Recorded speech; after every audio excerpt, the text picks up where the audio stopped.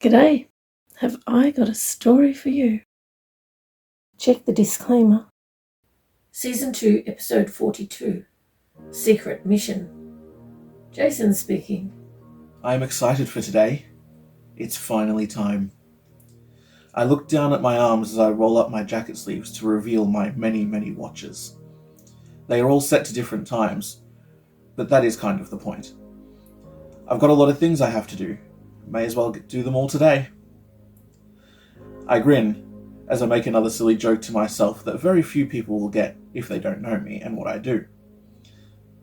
None of it will happen today, where I am, but it will be my today, and my today has only just started. I do have plenty of different ways to get to where I need to be, but this time, I think I'll just wait until the time is right, trusting as I have many times before that I will be exactly where I need to be. I look at my watches as the seconds count down. 3, 2, 1, and I blink away. I'm not stepping through any kind of portal. I'm not using the hub. I'm not even teleporting, though many people would call it that. I'm not even traveling anywhere. Even blinking is the wrong word. I don't know how else to describe it other than I am just somewhere, then I am just somewhere else. There is no movement involved. Even teleporting is moving somewhere, and even if it is instant, that's just not what I do. No matter how it works, I just am where I need to be. This time, I arrive behind some trees across the road from the depot. I step out and make my way across the road to it. It's better for me to walk a short distance to get there, rather than appear right in front of people who aren't ready for it. I see that the sale is already complete, and the paperwork has all been done and processed. I just need to pick up the keys before I can take the bus. This bus isn't mine, but this trip was planned weeks ago. The new owner is a friendly man who will be letting us use his new bus today before I take the bus to him. This bus is a double-decker, which is not often seen where I am. I'm glad. We are definitely going to need that extra space. I grin, thinking of all the things I know will be happening today, and also for the parts I don't know yet. I will know what I need to do when the time comes, but until then, I'm excited, anticipating a day perfectly planned. This is fun. I start the bus and pull out of the depot. I drive only a short distance, taking my time, to where Bree is waiting for me. The first stop today is beside the road, next to some bushes and trees, much like where I appeared. I grin, taking my time walking to her, though she isn't that far away. I can see she has some bags. They look heavy. I grin wider when I see her. I know that I am only late by a few seconds, but I say, "Sorry I'm late." She just rolls her eyes at me, knowing full well that I took my time, just so I could say that. It's just a bit of fun. This is just how we are with each other. I make terrible jokes, and she will either join in or roll her eyes. Bree already looks fairly tired, but then, she did take the long way to get here. There were plenty of things for her to do along the way. The amount of bags she has now is a fair bit less than what she started with, and even now, she still has a lot.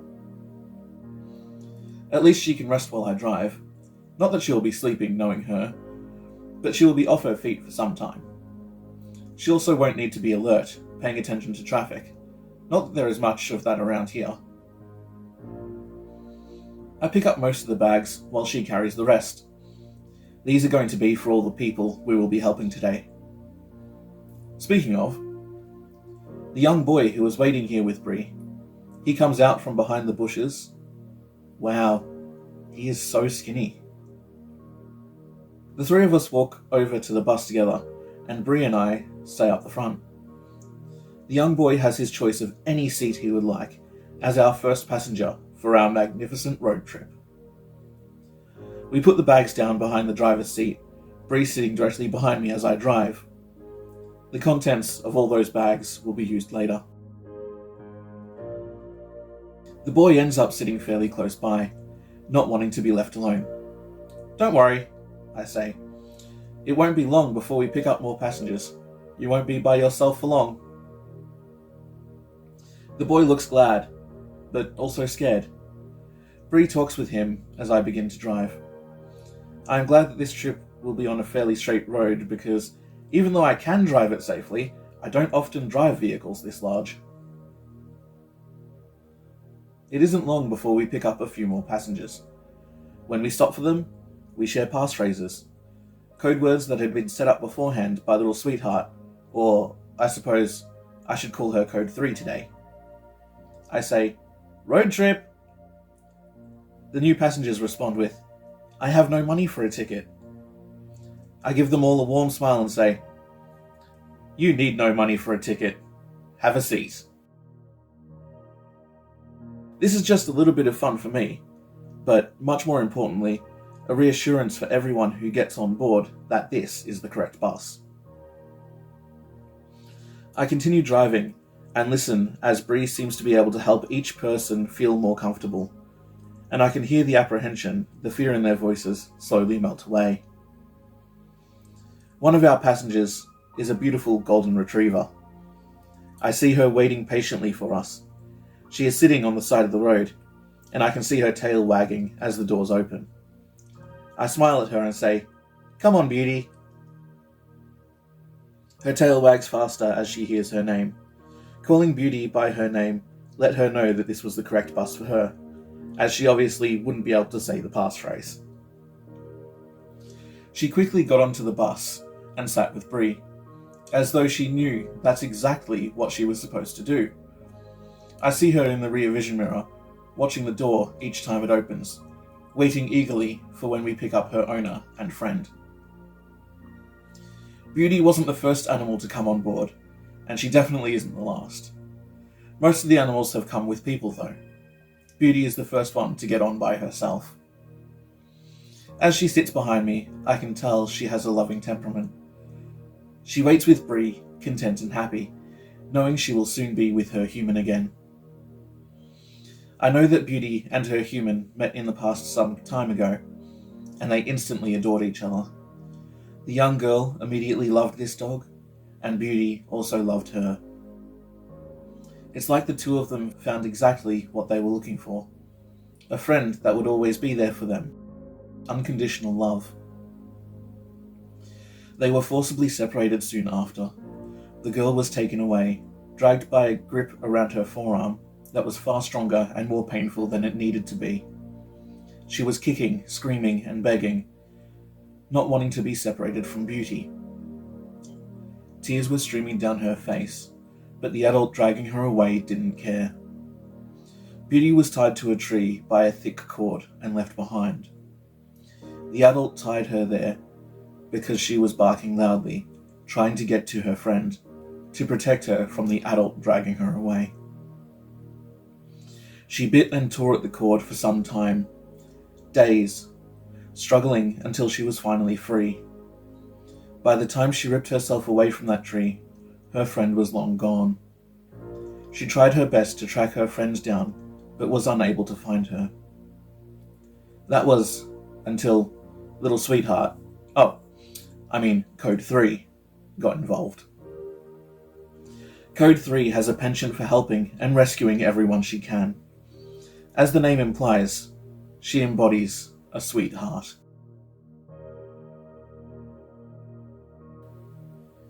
This is the most peculiar feeling. Walking free with no one dragging me. It's quiet, and the breeze is soft. I do not know if I should stay in the shade to keep my skin pristine, as is required, or if I should walk in the sunshine and allow the sun to warm me. I am cold. I left with nothing, only what I am wearing. This lacy, layered dress is not really good for travelling and does not keep me warm. I look up at the sunshine peeking through the trees and feel my mouth smile. I didn't mean to. I only smile when I am meant to. I don't know how this happened. I feel a bubbling in my chest, a good bubbling, like an emotion that wants to come out, but can't because I don't recognize it. I'm not meant to feel emotions. I'm not meant to feel anything.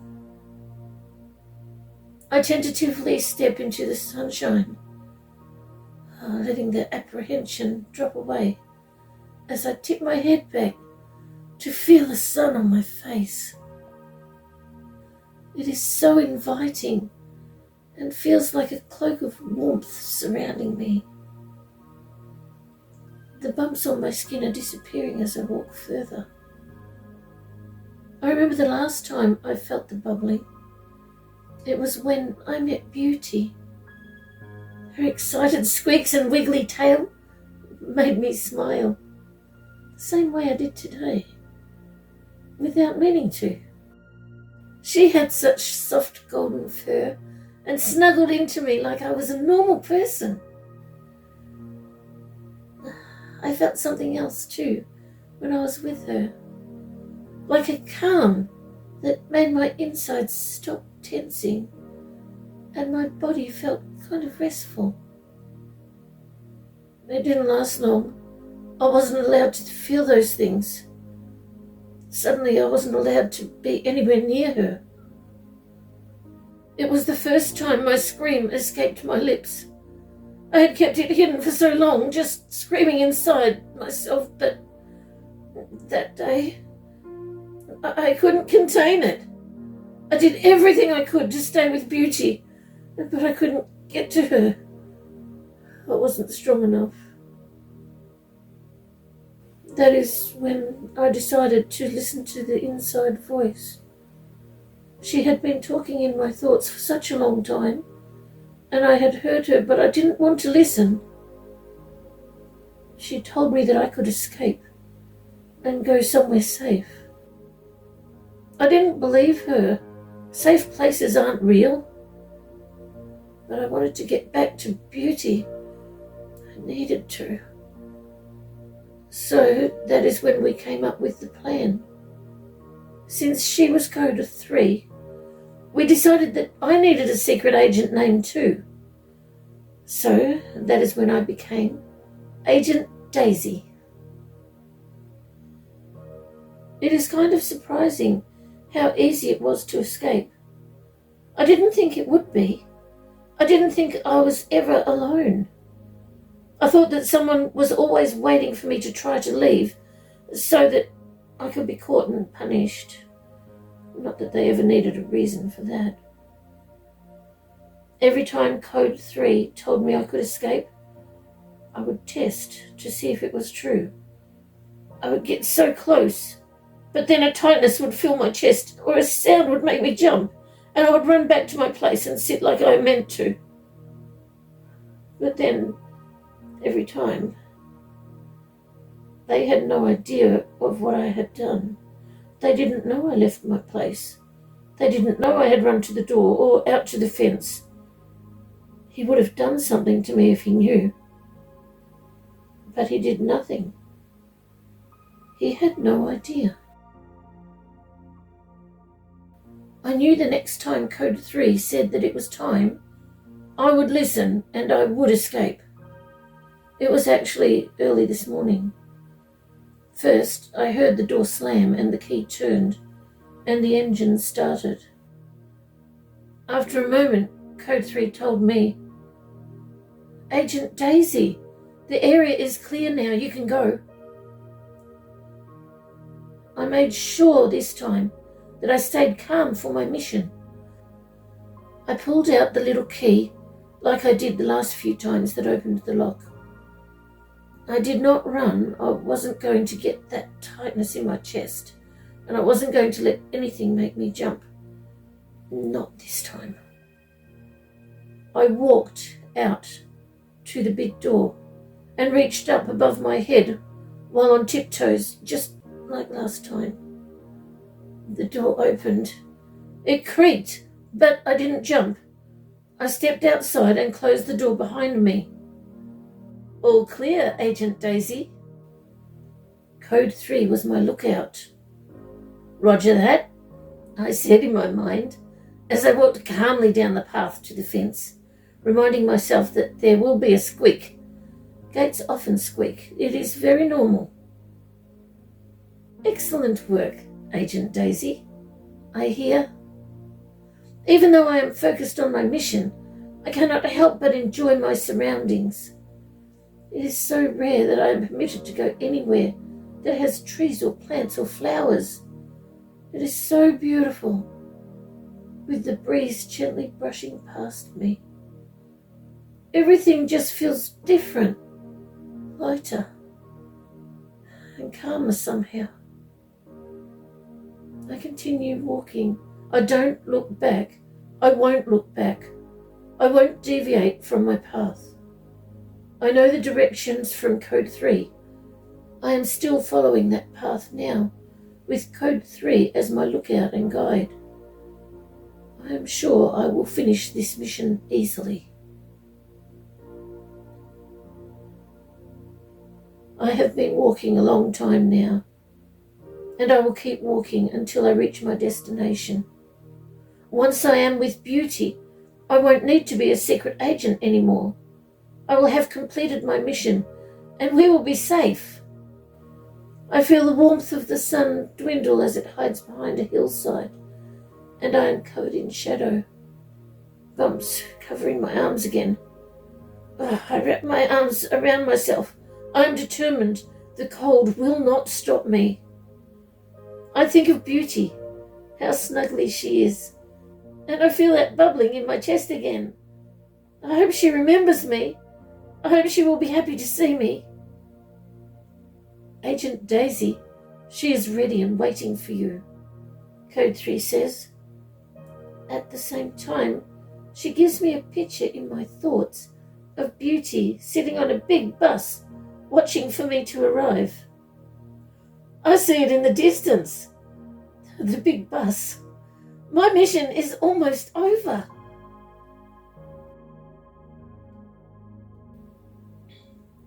I see her just ahead, a little girl, cold and shaking, in an elaborate dress that offers no protection from the cold wind.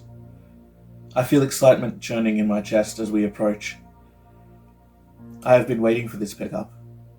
When we reach her, I stop the bus and feel myself grin as I open the doors. Bree and I both stand at attention, ready to salute.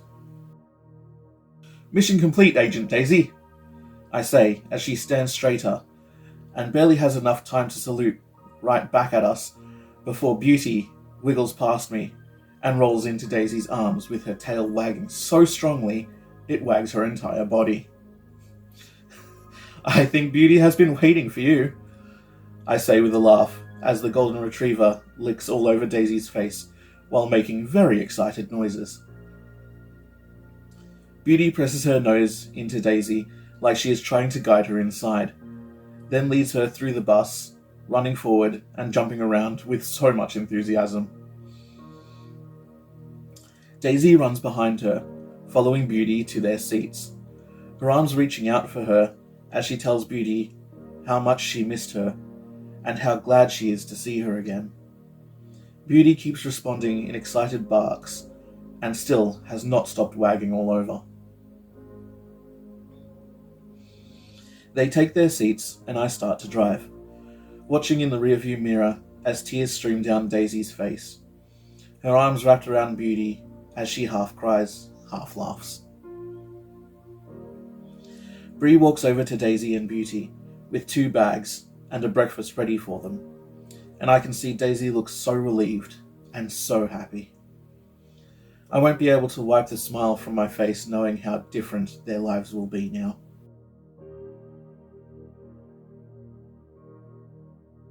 Daisy has been trapped, crying in her mind for help, unable to audibly make a sound, as there would have been severe consequences.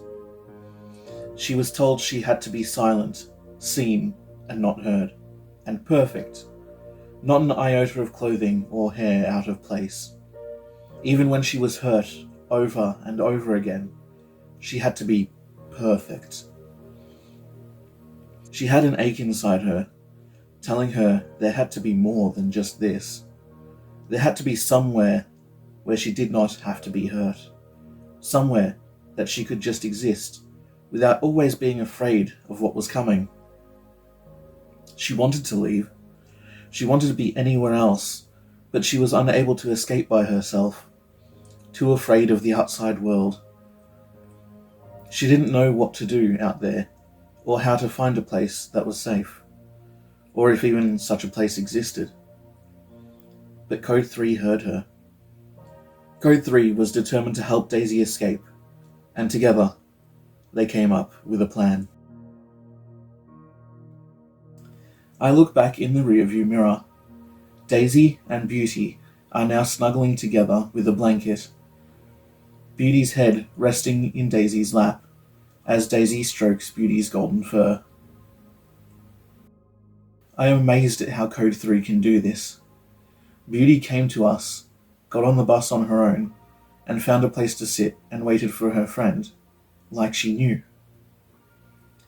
They both look so content and peaceful, like they belong together. Thank you so much for joining us with the cuppa. We appreciate your company.